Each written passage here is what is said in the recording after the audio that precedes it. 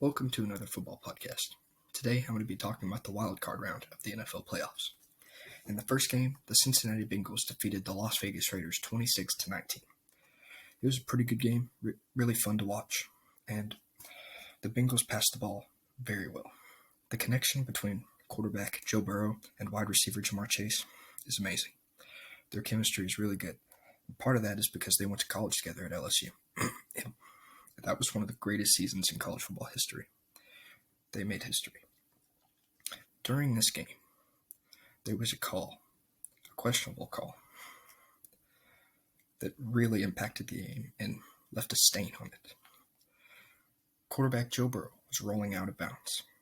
As he threw the ball, he was jumping over the mark that indicates you're out of bounds. He threw the ball to the end zone, and it was caught by wide receiver Tyler Boyd. A whistle was blown during the play, which would have made the play not count. But the refs reviewed it and talked it over, and the play counted. And because of that, those refs are not expected to officiate a game in the playoffs again this year. The Bengals have one of the hottest offenses in the NFL, and that's really going to help them going into Tennessee next week in the divisional round. Now, the Tennessee secondary is really good. It's done very well against quarterbacks this season. But I think Joe Burrow will be one of the better matches for them. The biggest story in this game was definitely that the Bengals haven't won a playoff game, in 31 years, and they broke that streak on Saturday. They hadn't won a game since the 1990 season, and Joe Burrow came in his second year and did it. I really like Burrow, and I think he can and will be one of the best quarterbacks in the NFL. I think he's already showed that he is one, and I think he will be the best in a couple of years.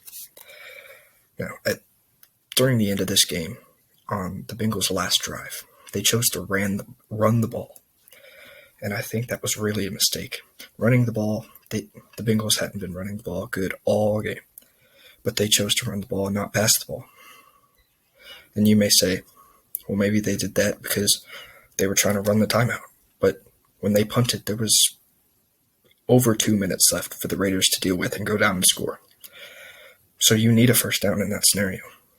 And I don't know why you don't let your quarterback, who has been great all game, pass the ball when you need it. Now, with the Raiders, they might have lost, but I think it is very impressive that they were here to begin with. The Raiders have gone through so much this offseason and season. During the beginning of this season, head coach Jon Gruden had to resign because of emails that had leaked out. Then, wide receiver Henry Ruggs he was arrested. He had been drinking, and then he drove very fast, over 160 miles per hour, and he killed somebody. He got in a crash and he killed someone. So he was no longer a part of the team. And then one of the defensive backs threatened to shoot somebody on Instagram Live. I mean, that doesn't sound like a very functioning team to me, but they were able. Derek Carr, the quarterback, was able to band his team together and go to the playoffs. I think that's really impressive, and I really respect it. Now, the Raiders have recently let go of their general manager, Mike Mayock. I mean, he's a good football mind, but whenever you let this much stuff happen in your facilities and your team, your program, I don't think that you should be a general manager of that team anymore. I hope he gets another opportunity, but I think his time with the Raiders was definitely done. In the second wildcard game, the Buffalo Bills defeated the New England Patriots 47-17. This is the worst playoff loss Bill Belichick, the head coach of the Patriots, has ever had. He even said in the press conference, they played well, we didn't, and he left. And I think that is a perfect embodiment of this game. The Bills played very well. They played like Super Bowl contenders. The Patriots, they were not what they usually are. Even really accountable players that you can count on to catch the ball, like Hunter Henry, tight end, dropped it. And I think that's just a perfect example of how this game went for the Patriots. Now, the Bills were amazing. Quarterback Josh Allen had 5 passing touchdowns. 5. That's just a ton. The Patriots could get absolutely nothing done on offense. They didn't do good in this game, but their future is looking really, really well. They have rookie quarterback Mac Jones, who's going to lead them in the future. They have rookie running back Ramondre Stevenson, and of course you have Bill Belichick, one of the greatest defensive minds ever.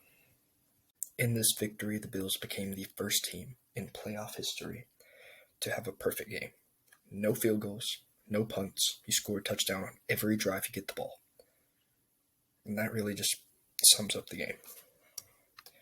Next, the Tampa Bay Buccaneers defeated the Philadelphia Eagles 31-15. The Buccaneers dominated the whole game.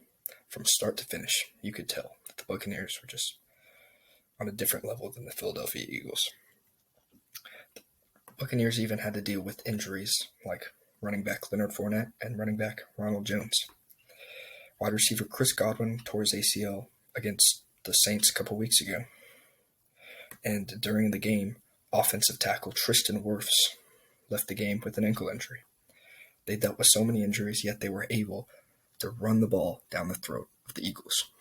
Tom Brady, like usual, through his dink and dunk passes, did what had to be done, and it all worked out. The quarterback for the Philadelphia Eagles, Jalen Hurts, I thought had a bad game. He didn't throw the ball deep enough, in my opinion. I think that the Eagles would have found much more success if they would have thrown the ball downfield to wide receiver Devontae Smith. Smith is the former Heisman-winning wide receiver. Every time he got the ball in this game, which was only 4 times, he made a play. The Eagles' run game in this game was just not working at all. Their quarterback, who is known for running, wasn't running well. Their running back barely getting any yards on every carry, and their quarterback wasn't throwing very well either.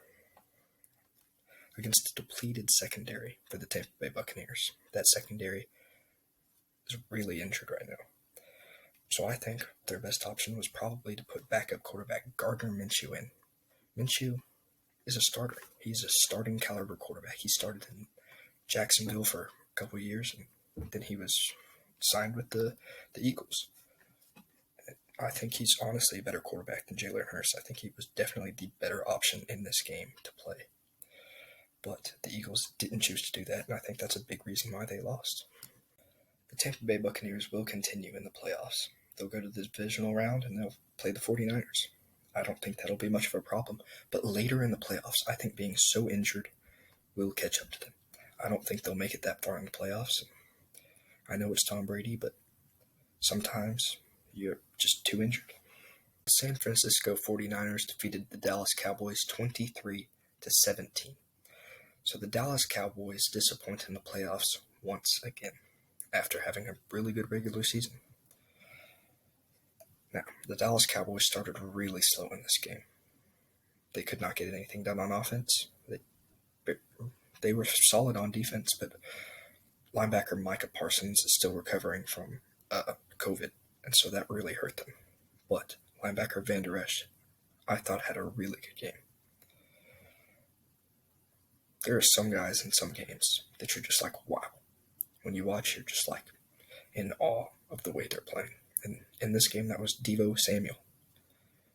Deebo is a wide receiver that runs the ball often. He can do it all. He's a great player. In this game, he had 110 overall yards and a touchdown. The ending of this game was pretty notable. Everyone's talking about it. So, with 14 seconds left in the game, the Dallas Cowboys have the ball, no timeouts. They call a quarterback draw, which is where the quarterback runs the ball after faking the pass. Now, quarterback Dak Prescott did this. He ran down and he slid at about the 30-yard line. But unfortunately for the Cowboys, because of this poor play call, they were unable to win the game. Before a play can start, the official has to spot and then touch the ball. And the official tried to here, but he was a little slow. And the clock ran out before Dak Prescott was able to spike the ball, and the Cowboys lost the game. Next, the Kansas City Chiefs defeated the Pittsburgh Steelers 42-21. This was quarterback for the Steelers, Ben Roethlisberger's last NFL game. He's a Hall of Fame quarterback. He's been very well throughout his career. Until the end, he was really holding that Steelers team back. He's won 2 Super Bowls, and he's one of the greatest quarterbacks, I think. And he'll definitely go to the Hall of Fame. But in this game, the Steelers had absolutely no offense to go. In fact, neither team did in the first quarter, but that was mainly because of the Steelers' defense playing at a great level. The defense even scored the first points. The Steelers' defense did. They had a scoop and score by defensive end T.J. Watt for the first score of the game in the second quarter.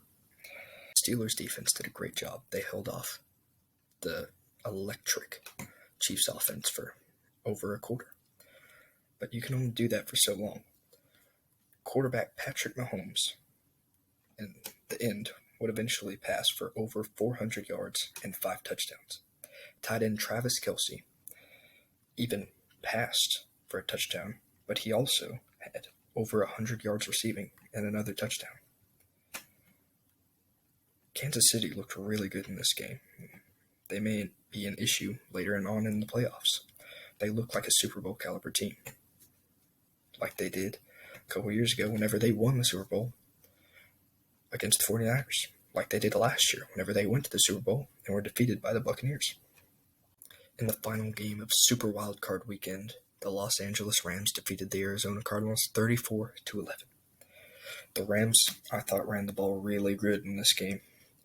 They had Cam Akers come back for his second game after tearing his Achilles before the season. Wide receiver Odell Beckham Jr., who has recently been traded to this team, been here for a couple weeks. I thought he played really well also. Unfortunately for Arizona fans and really everyone, star safety Budda Baker for the Arizona Cardinals had a really bad injury in this game. He was carried off in a stretcher, but luckily he's okay, I think. I think he's going to be okay. Quarterback for the Cardinals, Kyler Murray, threw 2 interceptions in this game. If the Cardinals were going to win, it was going to be because he put the team on his back and he led them to victory. But that didn't happen. Murray threw 2 interceptions. The first one was his fault. He was trying to prevent a safety from happening, so he just threw the ball up. It was intercepted, and it was a pick six. It was taken back for a touchdown. Second interception. Kyler Murray was throwing a screen. He missed a little high, bounced off the hands of his running back, and was intercepted. My end thoughts on this game are I thought LA looked really good, and I thought they ran the ball really well, and I think that's going to be really hard to do next week whenever they play Tampa Bay. They're really good run defense. I think it'll be a great matchup.